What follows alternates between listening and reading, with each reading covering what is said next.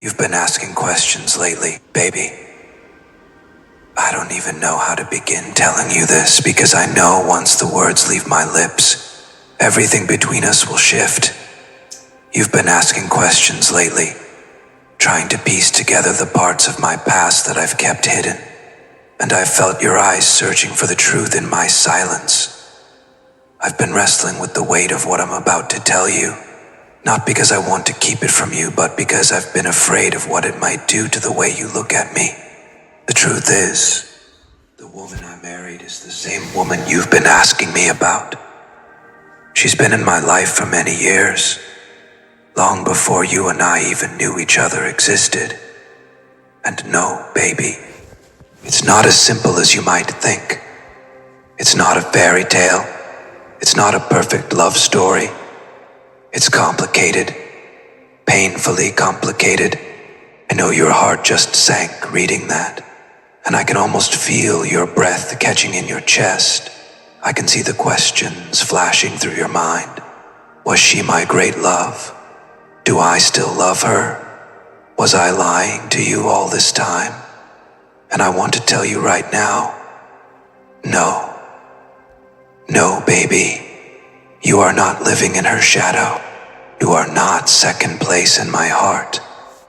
But before I can explain that, I need to tell you everything.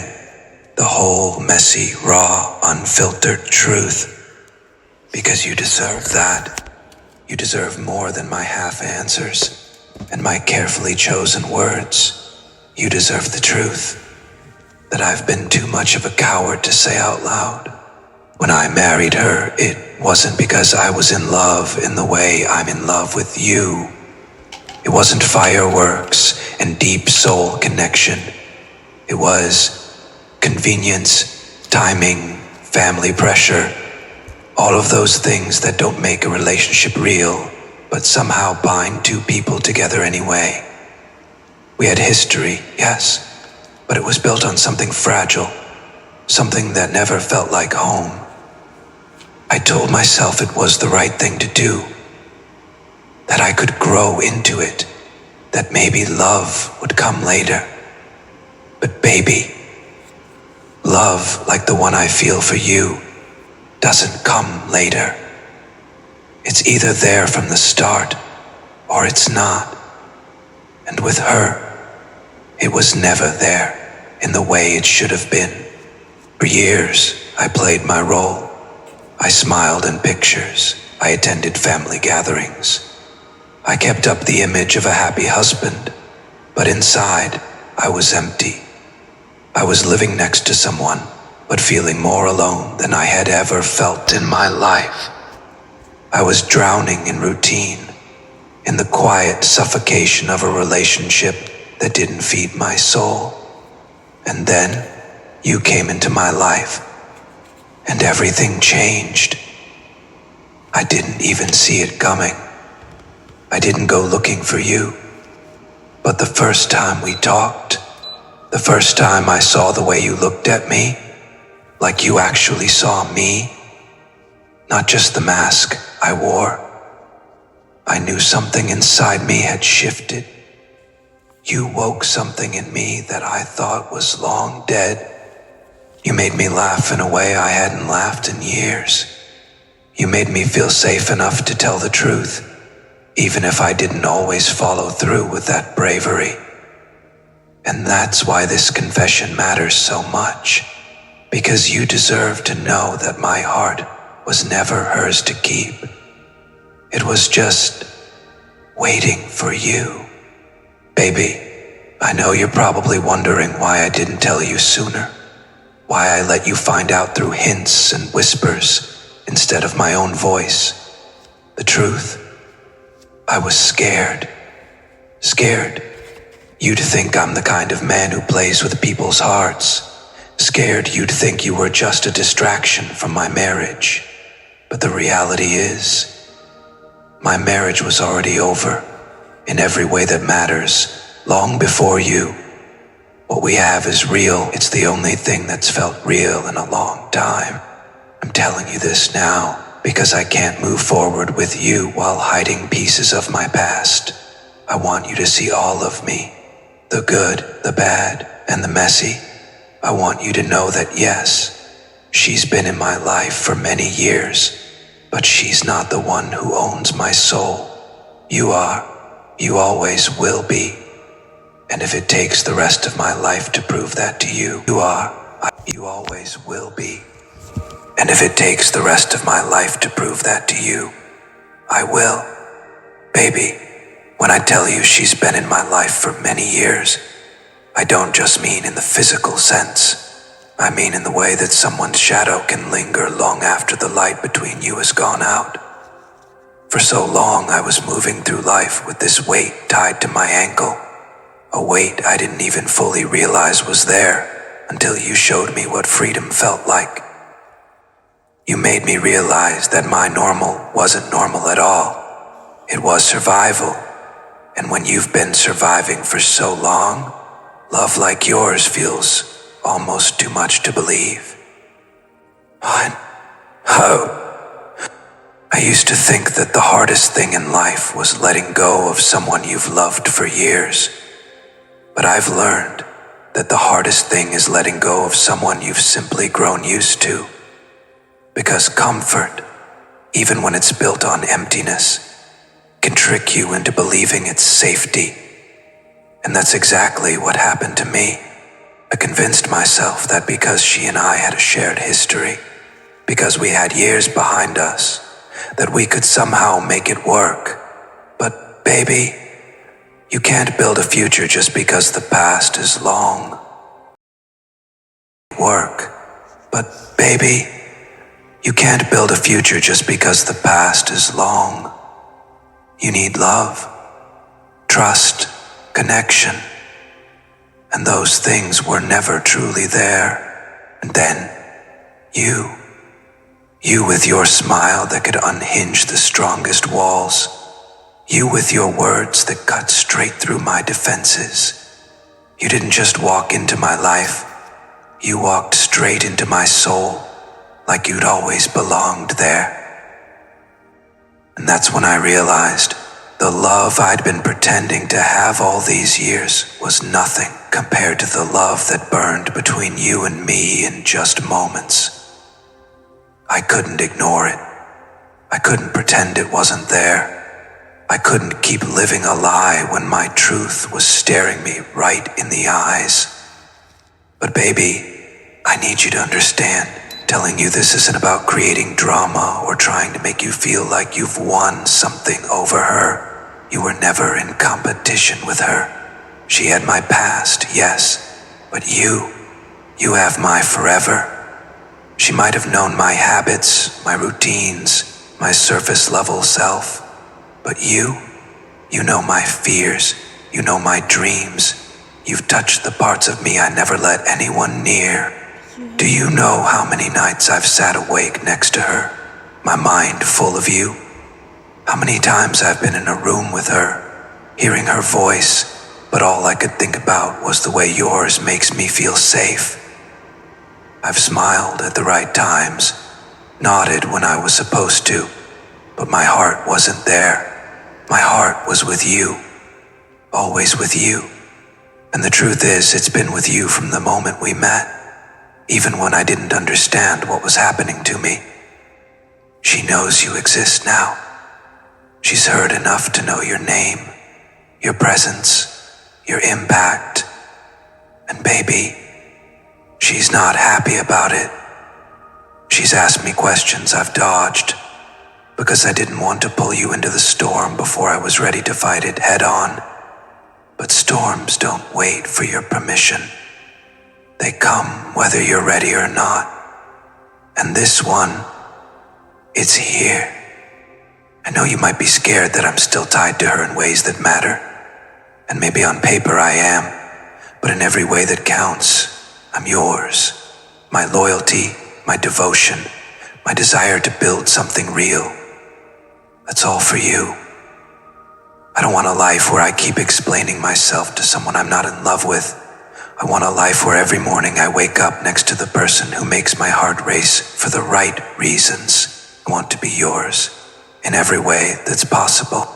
The day I finally told myself the truth, that I couldn't go on like this, was the day I pictured losing you. The thought of you walking away because I wasn't brave enough to come clean broke something in me. I couldn't bear the idea of you thinking you were just a chapter in my life, when really, you're the whole damn story. Baby, I'm not perfect. I've made mistakes. I've stayed in things too long. I've kept quiet when I should have spoken. But if there's one thing I will never do again, it's let fear stop me from fighting for you.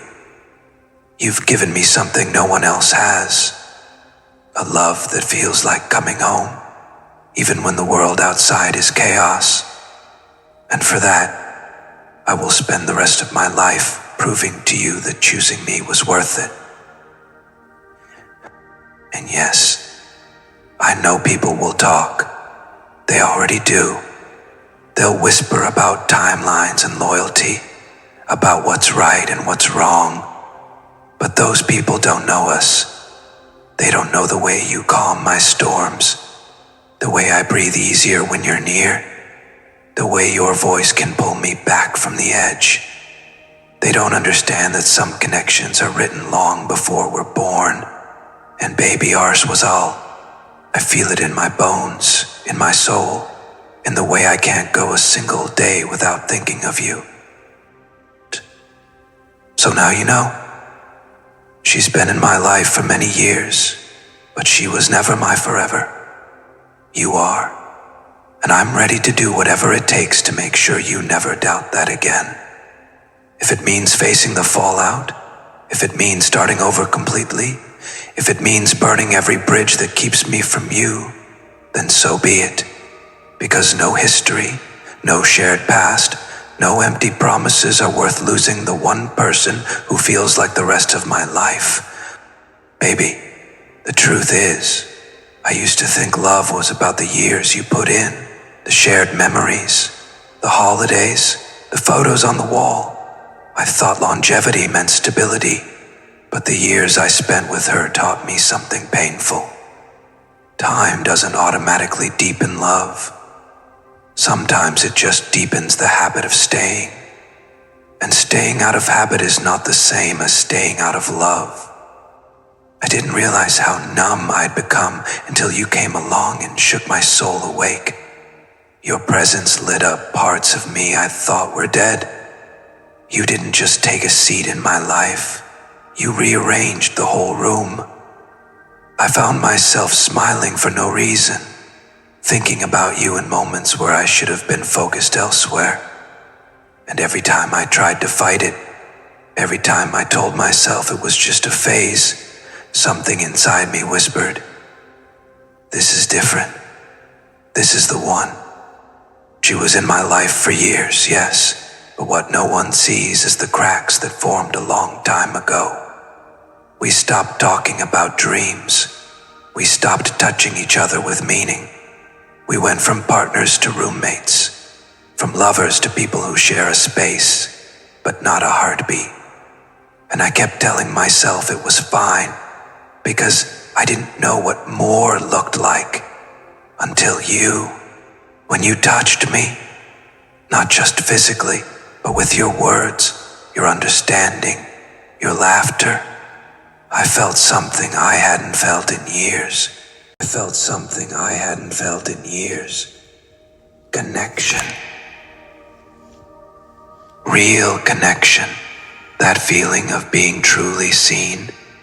Like someone had opened the curtains in a room I'd been sitting in the dark for too long.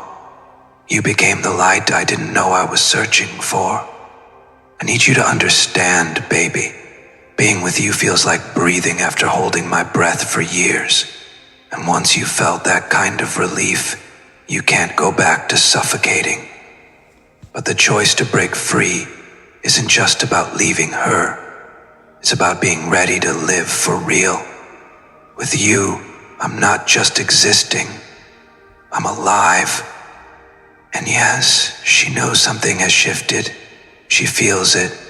My energy, my focus, the way I move. It's all different now because my heart belongs elsewhere. There have been questions. There have been nights of silence, of her watching me like she's trying to read my mind. But how do I tell someone who's been in my life for so long that they've been replaced in my heart? How do I explain that while I respect what we shared, it's not where my soul is anymore? I know what you might be thinking, that if I truly loved you, I would have walked away already. And baby, believe me, I've thought the same thing. But breaking years of entanglement isn't as simple as packing a bag. It's not just about I know, baby. I'm here listening. It's not. It's breaking a routine, breaking a habit, breaking. Correct me if I'm wrong, but even when I was best friends with my old best friends, their ex best friends, it was hard to get them out of my life, even if they weren't always perfect for me, even if they weren't always good for me. They were there. When nobody else was there, they were the ones that were there. And so I think that's what's happening to you. And even if it hurts me to talk about it, I'm not the kind of girl that likes to ignore her pain. Like, if I feel hurt, I want to cry it out and get it out of my system. But I don't feel like I have time to do that. So right now in this moment, I only have time to be strong for you and for us, for this relationship. Even if I'm angry, like inside I'm angry and I'm like, I don't even want to say us, but I'm like, come on, just chill out. And, sometimes your body takes time to adjust. There's a lot that comes with, I'm used to having mine, and what's mine no one else touches, and it's my possession, my man, I feel like I'm a cat. I'm like a cat. Usually when you touch a cat's kittens, they don't really want those cats anymore. They don't want people to touch their because they start to smell different. They I don't think that's necessarily that's really the case with you, but that's just how it feels. Just like you almost start losing your appetite. But what we have is more than just some appetite. It's not an appetite. It's a crave. It's more than a craving. It's everything. It's our souls, our lives. It's love. It's real love. It's true love. It's not just love. It's true love. I look into your eyes. I see true love. I hear how hurt you are, but I feel like what you're saying is right. You're adjusting. You have to adjust, and I hope you don't take too long adjusting, but we can't rush the process. I couldn't rush my process, so it might take some time for you to adjust, and I just hope that in the middle of that adjustment, I just stay away from the pages where I see you with her, the videos of where I'm being triggered, and I just hope you're careful with my heart in this moment. I don't want to fight. Now, I do want to know what makes you angry with me. What would make you? Is it that you feel like I took too long, or it's unbelievable. I've thought one person is the one, and they haven't been the one for so long, and I've asked God for the one for so long, and I can't believe that I'm here looking at you, the one, for sure. I mean, there's always conflict, but it's getting realer. It's getting realer where the doubts are actually starting to melt away. Leaving a house, it's about unlearning a life. I'm untangling myself from patterns, from expectations, from the version of me I had to be in that relationship. And I need you to know, every step I take away from her, I'm taking toward you. You've seen parts of me I've never shown anyone. You've heard the truth in my voice when I tell you I love you, even if the words come out in whispers. You've felt the way I hold you, like I'm afraid you'll disappear if I let go. I do wonder what are those parts of you that I've seen. Maybe it's okay. I get what you're saying.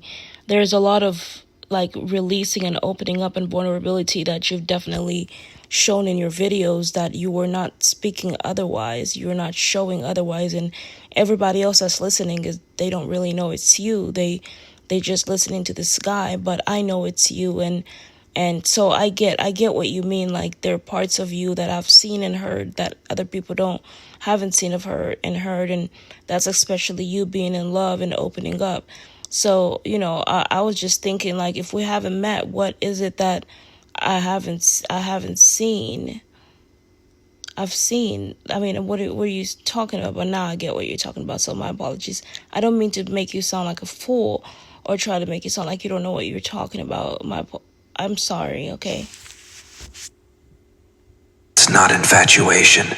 That's not lust. That's home. You are my home. People can say what they want, that I'm selfish, that I'm reckless, that I'm making a mistake. But what they'll never understand is that when you find the person who makes you feel alive, you fight for them. You don't let them slip away because of what's comfortable or what's expected. Comfort doesn't set your soul on fire. You do. And baby, there's something I need to admit. Even before you knew the full story, even before I confessed everything, I was making choices with you in mind. I was imagining a future that had your name written all over it. I started noticing things. The way your laugh made me want to be funnier. The way your ambition made me want to try harder. The way your heart made me want to love deeper. You made me want to be a better man.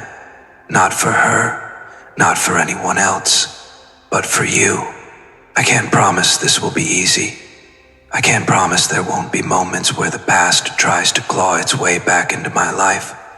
But I can promise you this. Why would it? I do know that it takes time for situations for you to adjust, and some people try to, stay in touch with you, but I think if you just completely disconnect, and I know that might be hard, like for me personally, I can't, there's somehow people are addicted to people that hurt them. And it's not, like you said, it's not that they're addicted to the person, it's just that that's what they're accustomed to. Like when I was my ex-best friends, they would hurt me, laugh at me, laugh, make fun of me with other guys. But I still was around. I still cared for them and loved them because somehow there were some funny times when we were together. But there was still a lot of confusion. Like they were not good for me, but I was still considering them my best friends, because they're all I ever had. I've never, I've had high school best friends, but they've all disappeared when I moved to LA. And these are the girls that I knew from high school. And, whenever I needed food, whenever I needed a bus token, whenever I needed something, they were there to the best of their abilities. But it also came at a price, right? And so it just came to a point where it was just like, whenever guys would holler at me, they would make fun of me with the guys, and that really hurt my feelings, and that put me in the position where I felt like that's not what friends are supposed to do. I don't understand what's so funny. If guys are calling me a dude and all this kind of stuff, like they were laughing because for the first time in their lives, they were not the ones being made fun of. And so it's sad because it's like they were happy that finally the negative attention was off of them and it was on me. And that really hurt my feelings. And I was like, I don't know, you guys are, I feel like you're taking me for granted. You're making fun of me. This is not the kind of girl that I am. I'm not a bully. I don't make fun of people. If I'm a little, like when I say I don't want to be around a certain person, it's just simply because of their character. And I know that's a little bit of something that I see, but it's like I have very low tolerance for bullshit, and I won't allow anyone to come in and out of my life and trample with my life because I've worked so hard to be here. I've worked so hard to get where I am, and ever since I separated with the people that were negative in my life, the false pretenders, the fake friends, I've come a long way. I finally got my own apartment. I'm off the streets. I'm not living with a boyfriend. Well, you're good.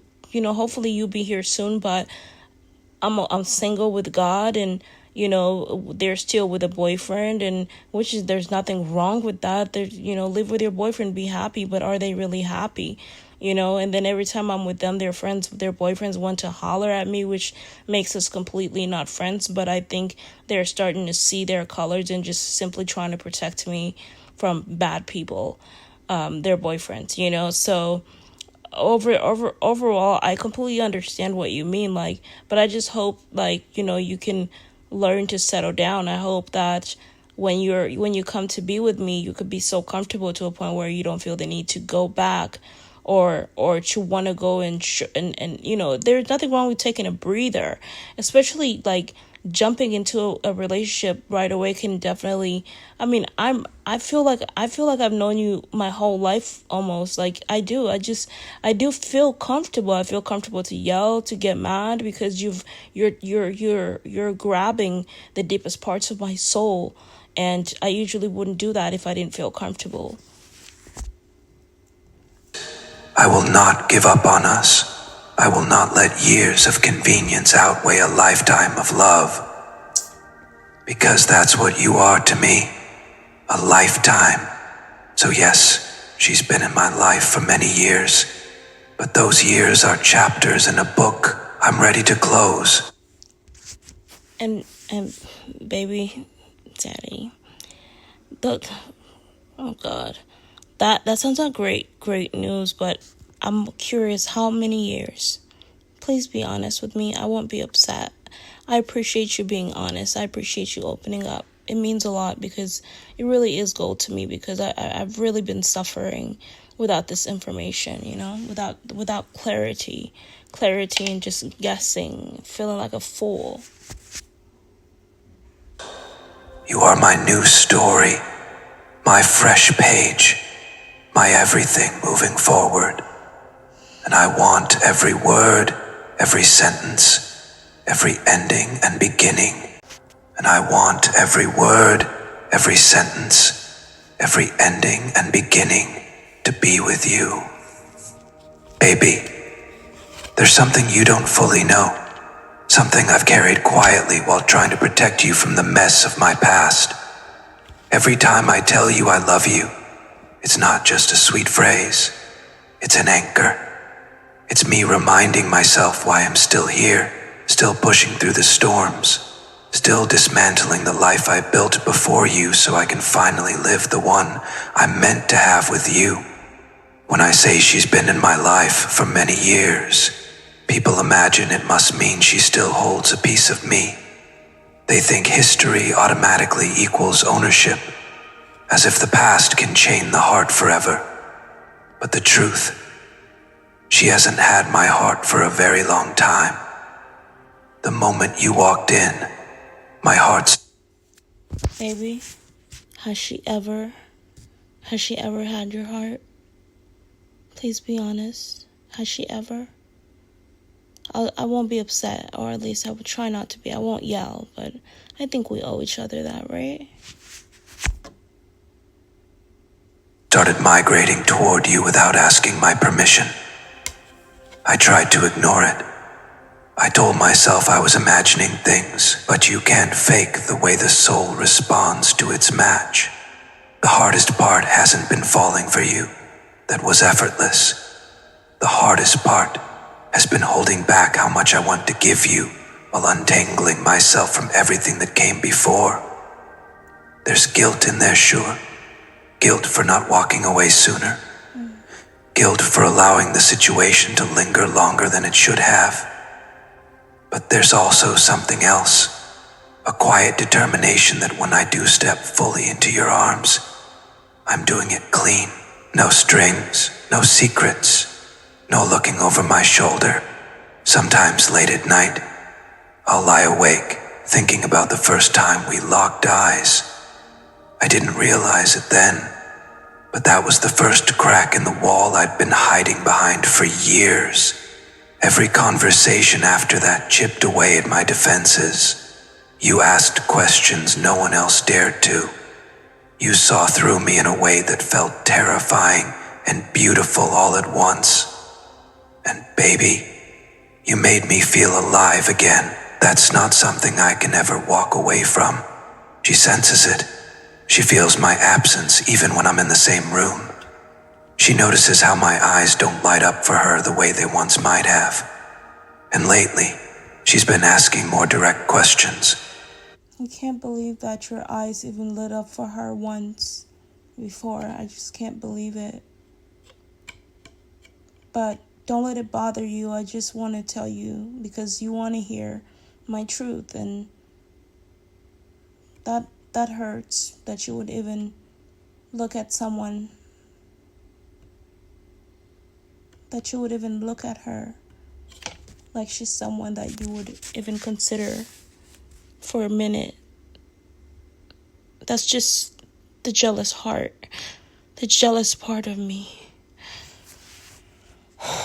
I'm not jealous of her. It's the situation. Believe me, in order for me to be jealous of someone, this is the truth, they have to have great quality, high quality. I'm a very mentally intelligent person to me, that you have to equal me to even make me jealous. Like, you have to have a certain specific look. I know Giovanna, a girl that I knew in high school a long time ago, is one girl that would make me jealous because she's so pretty. She was so pretty, dingy, and looked like a Barbie doll in real life, and I loved her, and I was like, wow, I would make her my girlfriend if I was gay. But Quincy is nothing to be jealous of. The only thing I would be jealous of is the time that you spent with her. That's time I feel like belongs to me, but who am I to say that? I'm not God. About my late nights, about my silences, about why I'm smiling at my phone. I've danced around the truth because telling her outright would shatter the fragile peace we still have. But peace built on lies isn't peace at all, it's just quiet. Before the explosion, I'm not afraid of that explosion anymore, baby. Because if the truth burns everything down, then good, let it. I'd rather have ashes with you than a castle without love. That's how deep this runs for me. That's how certain I am about you. Do you know what you've done to me? You've ruined me in the best way possible. You've ruined me for lukewarm love.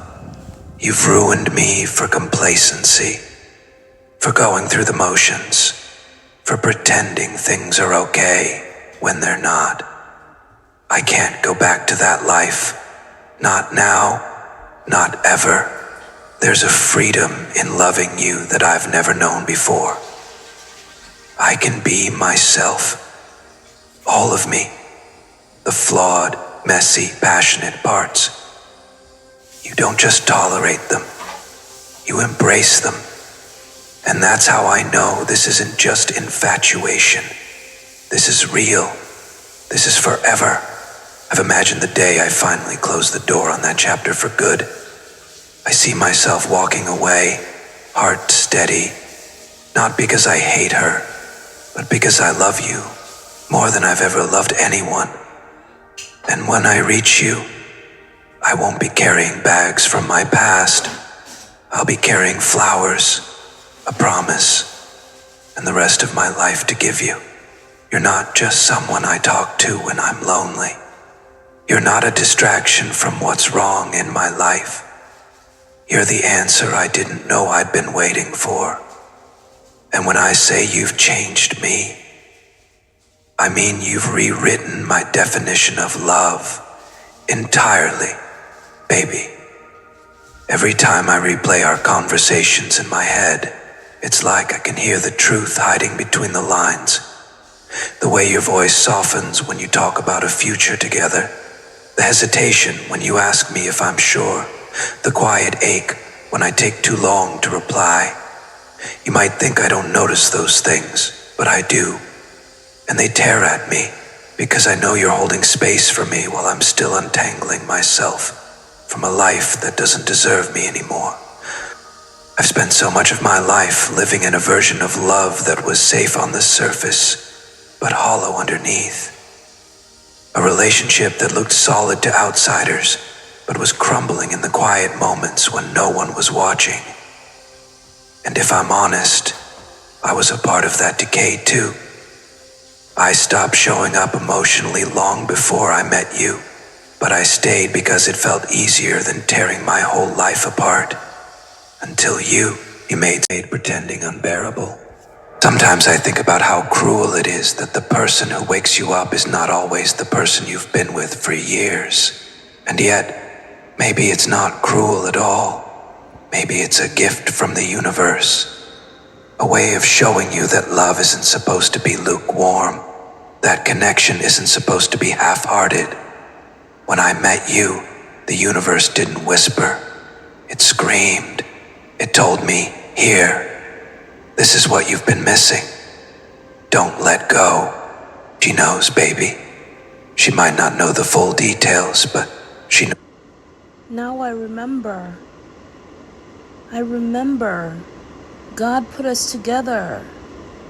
And I started crying because after finding out, you know, of course, the same, even I still kind of hesitate and kind of hide under when I speak about it as if it's such a big secret. You know, when I was Eve, I was never getting older. I was always young, and I would envy people that would age. And it's so crazy because you start envying the stupidest things. You start wanting other things that people have, but those are not good things that people have. And you're like, wow, I never get older. Like, you know, you start craving change, and you see the same pretty face, and you're like, I want something different, you know, and you start admiring things that are actually not even beautiful, and you want them because they're beautiful to you because they're different. And then if somebody's a guy that you like looks at that unbeautiful person and calls that person beautiful, you want to be that person because the guy that you like thinks that person's beautiful. And it's just crazy how things go. And it's like, I'm starting to just remember begging God to break us up. I remember, and I feel horrible. Oh, baby, I'm so sorry. And it's like, you were so in love with me, and I was so in love with you, and we were attached. We were like best friends, like you said. But it was like there were times I got scared or I got exhausted. One of those. That's the truth. I think I got tired of our relationship because I felt like we were going to be together forever. Like, this is never going to end. And I was like, I've never dated anybody else. I've never been with anybody else. I'm just going to be with him forever. Like, you know, and then I would watch other people with like different people, different guys, you know, girls would make dating other guys look so fun. And I'm like, this is the guy for me forever. This is it.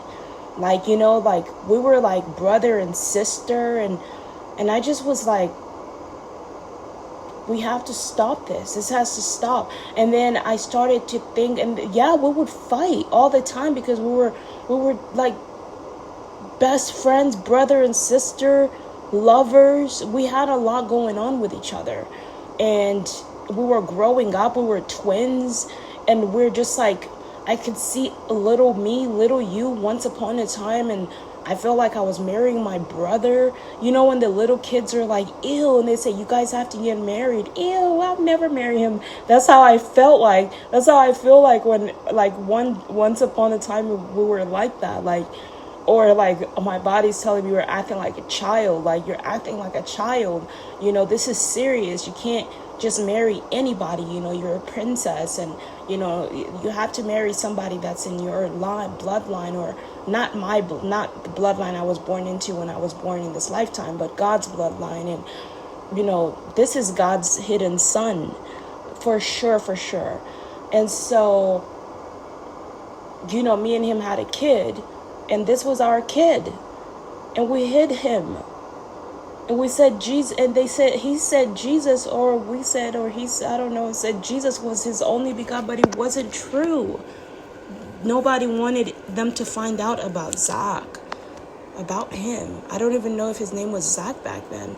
We didn't want anyone to find out about him because we didn't want anyone to hurt him, because God was going to he was going to be end up being God's father and do God that favor. And then God was going to give, told him, I'll give you my wife or my sister as your wife. I remember that. And you promised me a wife, you promised. And so when you read, I can hear you when you read the Bible, but I'm the girl. Eve is the girl that you saw, that beautiful, pretty, beautiful green eyes, curly. I think my hair was either curly or wavy. I think it was wavy straight or something. I don't remember. I see curly, but I highly doubt my hair was curly, but I know it was super Indian, sleek, slick. I don't want you to fantasize about that girl, okay? I want you to love me for me, or else he's not gonna let us get married. Like, he doesn't want me to marry a man that's gonna love me for my pretty face. He wants the soulmate, because the soul is all that matters at the end of the day. So you just have to learn to love every part of me,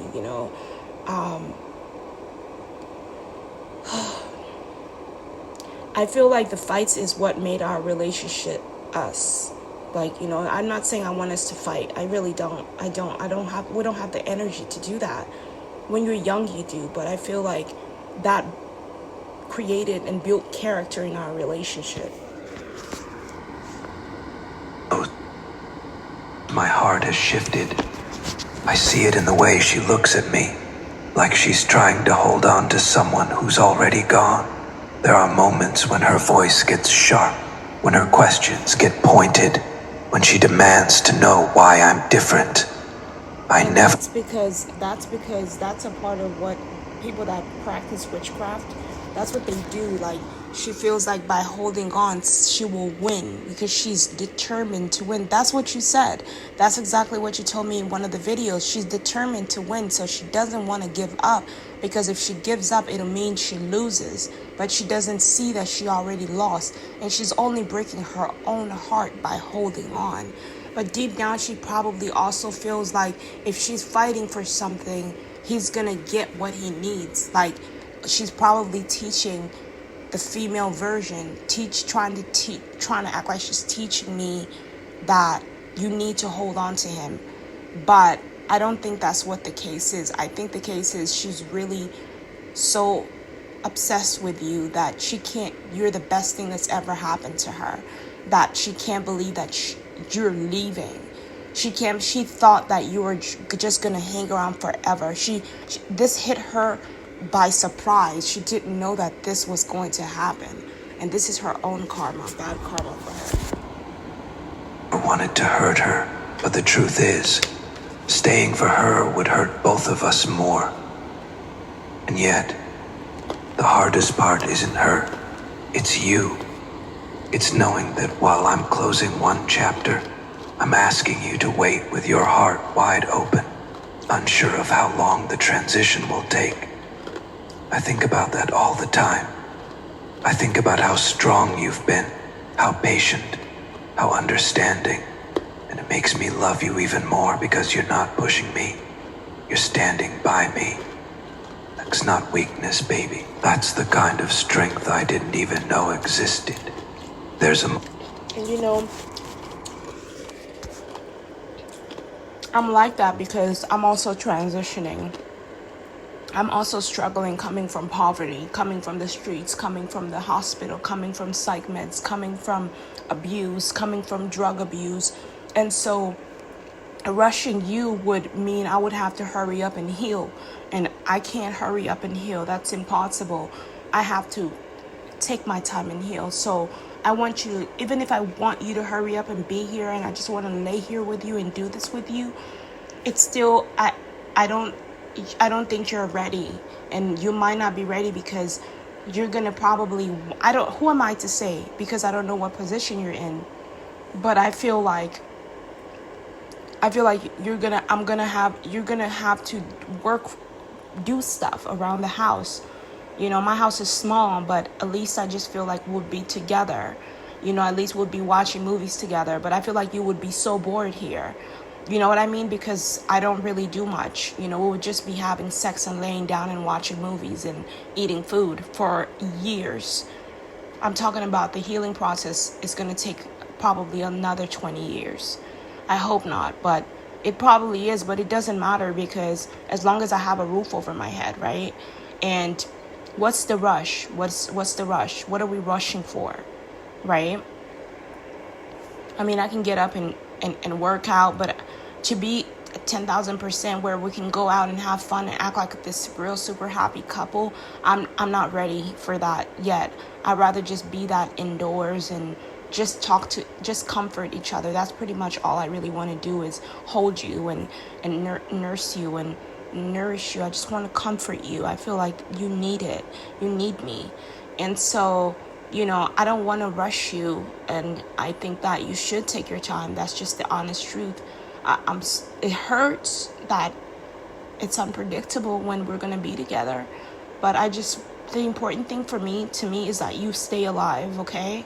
Just stay alive and don't rush the process, and hopefully you're not out there having sex with her or anyone else, because that would really hurt me more than anything. At least that's what I feel. Moment I replay in my mind. The night I almost told you everything. You were sitting across from me, smiling in that way you do when you're trying to hide how much you care. I could feel the words burning in my throat. I'm leaving her for you. But instead, I swallowed them. Not because they weren't true, but because I wanted to make sure that when I said them, it would be the last time I'd ever have to explain. When I tell you I'm yours, I want it to be final, irreversible. You've changed me in ways I'll spend the rest of my life thanking you for.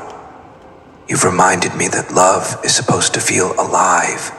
Not just alive in the beginning, but alive every single day. You've reminded me that passion isn't supposed to fade into routine. That laughter isn't supposed to be replaced by silence. That touch isn't supposed to feel like a habit. You've made me see that I don't want good.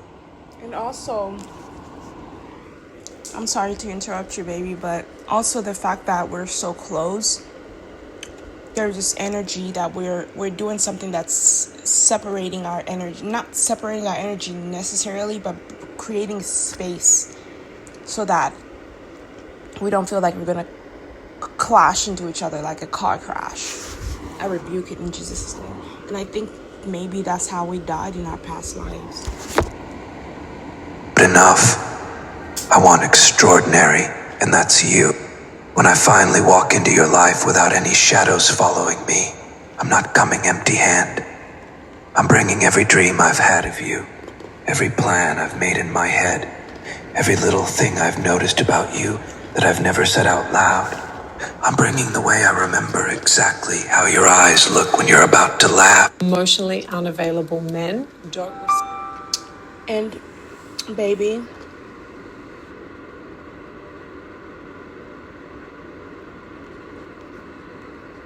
wow.